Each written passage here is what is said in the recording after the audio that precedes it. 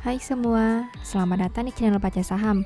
Pada video ini, kita akan bahas satu topik dengan judul Lo Keng Hong jual saham ini, apa penyebabnya? Untuk itu, simak video ini sampai habis ya, agar mendapat pemahaman yang utuh. Saat ini, Mimin mau bahas satu saham yang dulunya dimiliki oleh Lo Keng Hong. Beberapa tahun yang lalu, LKH sering menyebut nama saham ini dan merupakan salah satu koleksi sahamnya.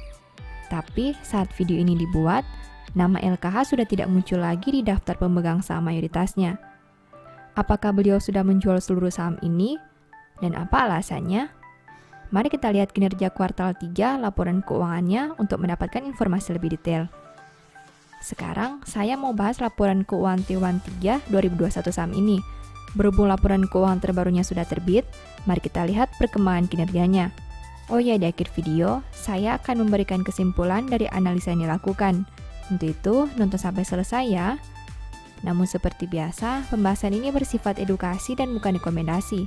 Kamu bisa saja rugi jika beli saham ini.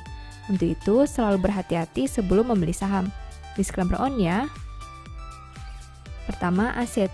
MBSS punya aset 181 juta dolar di tahun 2021. Sedangkan di tahun 2020, asetnya berjumlah 194 juta dolar. Artinya, aset perusahaan turun 13 juta dolar atau 6,70% dalam satu tahun ini. Sekarang mari kita analisa lebih jauh. Dari total aset 181 juta dolar, perusahaan punya aset tetap sebanyak 130 juta dolar. Artinya, 71,82% aset perusahaan berada dalam bentuk ini. Jika dibanding tahun sebelumnya, pos ini turun 10 juta dolar atau 7,14%. Selain aset tetap, ada juga kas dan setara kas. Dari total aset 181 juta dolar, perusahaan punya kas dan setara kas sebanyak 36 juta dolar. Artinya, 19,89% aset perusahaan berada dalam bentuk ini. Jika dibanding tahun sebelumnya, pos ini naik 1 juta dolar atau 2,86%. Kedua, liabilitas. MBSS punya liabilitas 20 juta dolar sampai triwulan 3 2021. Sedangkan di tahun 2020, liabilitasnya berjumlah 38 juta dolar. Artinya, hutang perusahaan turun 18 juta dolar atau 47,37% dalam satu tahun ini. Nah, dari total liabilitas 20 juta dolar, perusahaan punya utang bank jangka pendek sebanyak 9,32 juta dolar. Artinya, 46,60% hutang perusahaan berada dalam bentuk ini. Jika dibanding tahun sebelumnya, pos ini naik 1,24 juta dolar atau 15,35%. Selain utang bank jangka pendek, ada juga utang bank jangka panjang.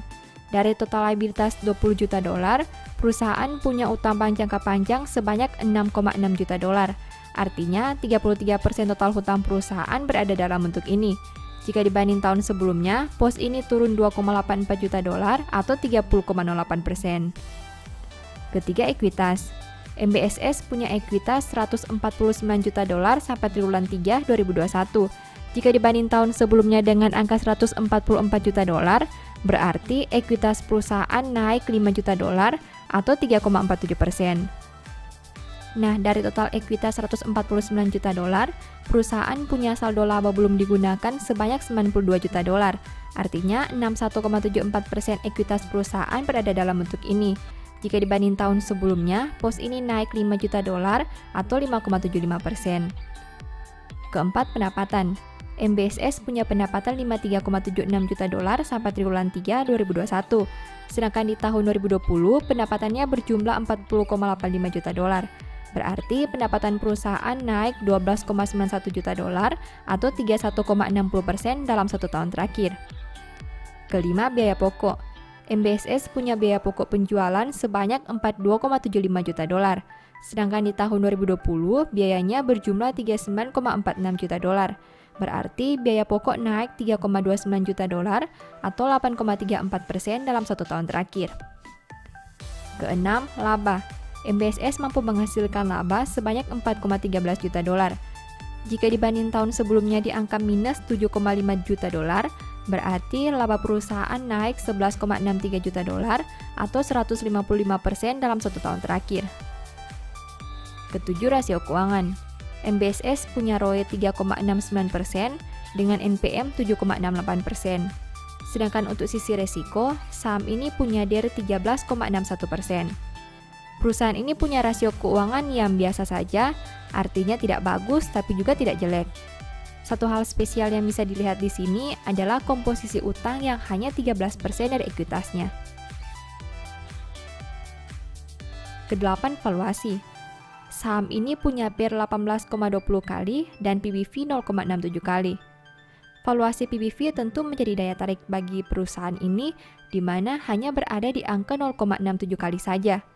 Meski begitu, PER saham ini sebenarnya sudah cukup tinggi. Padahal, laba perusahaan naik signifikan di periode ini. Nah, setelah melihat pembahasan tadi, ini kesimpulannya. Pertama, total aset turun karena berkurangnya saldo aset tetap. Kedua, liabilitas berkurang karena ada pelunasan utang bank. Ketiga, ekuitas naik karena saldo laba yang bertambah. Keempat, laba naik signifikan karena pendapatan yang tumbuh 12,9 juta dolar. Kelima, rasio keuangan biasa saja, hanya punya komposisi DER yang rendah. Keenam, valuasi PER dan PBV tidak sejalan, di mana PBV masih rendah, tapi PER cukup premium. Demikian analisa singkat saham MBSS berdasarkan laporan keuangan triwulan 3 2021. Selalu ingat bahwa pembahasan ini hanya dari sudut pandang pribadi. Tidak ada jaminan pasti profit dan mungkin saja kamu bisa rugi jika beli saham ini. Demikian informasi pada video ini, semoga bisa memberi manfaat kepada kamu semua ya. Oh iya, saya mau menyampaikan bahwa sekarang Baca Saham punya 3 e-book tentang saham yang mungkin saja bisa berguna bagi kamu, yaitu Strategi Nabung Saham, Analysis Report, dan The Stock Market. Berikut perbedaan antara 3 e-book tersebut. E-book Strategi Nabung Saham berfokus pada pembahasan teknik, money management, dan semua hal yang berhubungan dengan nabung saham. Poin intinya bisa dilihat pada tampilan berikut ini.